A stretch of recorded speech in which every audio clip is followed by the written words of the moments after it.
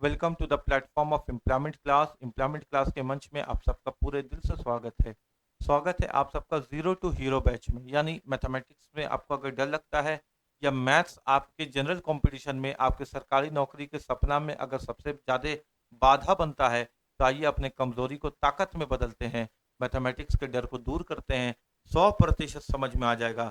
यानी अगर हम मैथमेटिक्स आपको सिखाएं तो दूध पीता बच्चा को भी मैथमेटिक्स सिखा सकते हैं।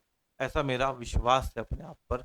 आइए क्वेश्चन को शुरू करते हैं। आज हम लोग देखने वाले हैं लाभ और हानि, यानी प्रॉफिट एंड लॉस।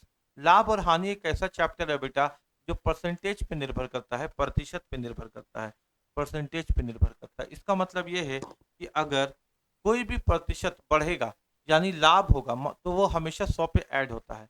यानी अगर सर प्रॉफिट परसेंट होगा, प्रॉफिट होगा, तो ये हमेशा 100 पे ऐड होता है। और अगर लॉस होगा तो ये हमेशा 100 पे माइनस होता है।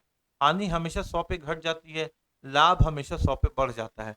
बस इतनी सी बात है। 10% का लाभ हुआ तो हम उसको 110 बोलेंगे, 10% की हानि हुई तो 100 पे घटा के 90 बोलेंगे। बस इतनी सी बात है। अब आइए क्वेश्चन को देखते हैं। एक वस्तु को 1700 रुपये में बेचने पर एक दुकानदार को 15% की हानि होती है। यानी उसने बेचा है वस्तु को, यानी बिक्री मूल्य सेलिंग प्राइस है, और यहाँ पे प्रतिशत है। प्रतिशत या तो लाभ में होगा या तो हानि में होगा।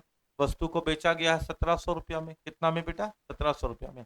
और दुकानदार को हानि हो गई कितने की? 15% की हानि। 15% की हानि का मतलब 100 पे 15 कम हो गया, यानी 85 बचा। 100 पे 15 कम हो गया। आगे बोलता है 20% का लाभ लेना है, यानी कितना परसेंटेज का लाभ लेना? 20 का लाभ लेना है। लाभ लेना है 100 का, तो 120 पे 100 पे 20 को ऐड कर दो। वस्तु को कितने रुपया में बेचना होगा? तो नहीं मालूम तो एक्स में बेचना होगा, है ना। प्रतिशत कम हुआ तो हमने परसेंटेज में 100 कम कर दिया। 20% लाभ हुआ तो 100 पे 20 बढ़ा दिया। अब सॉल्व करने का तरीका सीखो। क्रॉस मल्टीप्लाई होता है बेटा, नीचे से ऊपर तिरछा गुना। यानी हम यहाँ लिख सकते हैं एक्स गुना 85। नीचे से ऊपर क्या होता है बेटा? तिरछा गुना। यानी यहाँ हम गुना करेंगे तो लिख सकते हैं 1700 गुने 120, ऐसे लिख सकते हैं। ठीक है, अब बात को समझो। 17 से ये कट रहा है, 17 एकम 17, जीरो जीरो लगेगा, रहेगा ही। 17 पचे 85। अब 5 से काटोगे तो 20 पचे 100। यानी x का मान कितना आ गया बेटा? जीरो जीरो के बार मिला, 2 बार मिला, अंत में इसको लिख दो। और 2 को 12 से गुना करोगे तो 24। ये हो गया क्वेश्चन का आंसर, कितना? 2400। यानी वस्तु को 2400 में बेचेगा, तब जाकर के उसको 20% का लाभ होगा। उम्मीद है कि चीजें तुमको समझ में आई होगी। यानी प्रॉफिट एंड लॉस के परसेंटेज वाले क्वेश्चन तुमसे बन जाएंगे। आगे और प्रैक्टिस करते हैं हम लोग, ताकि इस तरह के क्वेश्चन में और तुमको एकदम कॉन्सेप्ट क्लियर हो जाए। क्वेश्चन कहता है कि एक व्यक्ति ने एक कालीन को 360 में 10% की हानि में बेचा। 360 में बेचा तो 10% की हानि हुई। हानि हुई तो 100 पे कम कर दीजिए ना सर, 10 तो बचा कितना? 90। 10 मत लिखना, 10% की हानि का मतलब 100 पे 10 कम करके लिखना। और 20% का लाभ चाहिए इसको, 20 का लाभ चाहिए, यानी 120। 20% का लाभ के लिए इसको किस कीमत पर बेचेगा? तो कीमत पर बेचेगा तो नहीं मालूम सर, तो एक्स पर बेचेगा। क्रॉस मल्टीप्लाई होता है बेटा, तो लिख सकते हैं यहाँ एक्स इंटू 90, कोई दिक्कत नहीं, एकदम बेसिक से जा रहे हैं हम लोग। यहाँ क्रॉस मल्टीप्लाई होगा तो लिख सकते हैं 360 गुने 120, ऐसे लिख सकते हैं।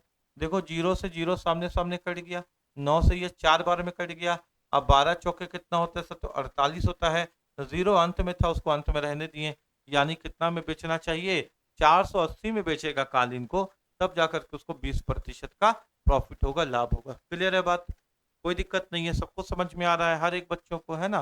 प्रैक्टिस करना इंपॉर्टेंट है बेटा, ताकि क्वेश्चन एग्जाम में छूट नहीं, गलत नहीं हो। एक व्यक्ति को एक वस्तु को 1045 में बेचा। कितना में बेचा सर? तो 1045 में बेचा। और बेचने के बाद प्रॉफिट या लॉस क्या हुआ? 5% की हानि हो गई, यानी 5 कम हो गया, 95 बचा। 15% का लाभ कमाने के लिए, यानी 115 है ना बेटा, 15% का लाभ कमाने के लिए वस्तु को किस कीमत पर बेचेगा? चलो क्रॉस मल्टीप्लाई करो, तो यहाँ आ जाएगा x इंटू 95। और इधर क्रॉस मल्टीप्लाई करो तो आ जाएगा 1045 इंटू 115। देखो ऐसा बात है कि ये 5 से कट रहा है, 5 से गया 19 बार में, 5 एकम 5, 5 नवा 45। इसको भी 5 से काटते हैं तो 5 दूना 10। अब ये 5 से छोटा है, यदि कोई संख्या 5 से छोटा है कटने के लिए, तो जीरो लेकर के दोनों को ले लो, तो 5 नवा 45। ठीक है, अब 19 से कटेगा, 19 एकम 19, फिर ये 19 बन गया तो 19 एकम 19। यानी सर x बराबर बचा मेरे पास 19 गुना 115। अच्छा, किसी भी संख्या को 11 से कैसे गुना करते हैं वो सीखो। किसी भी संख्या को 11 से कैसे गुना करते हैं वो सीखो। जिसको गुना करना है 11 से उसके आखिरी संख्या को लिख लो, यानी 5 को लिख लो।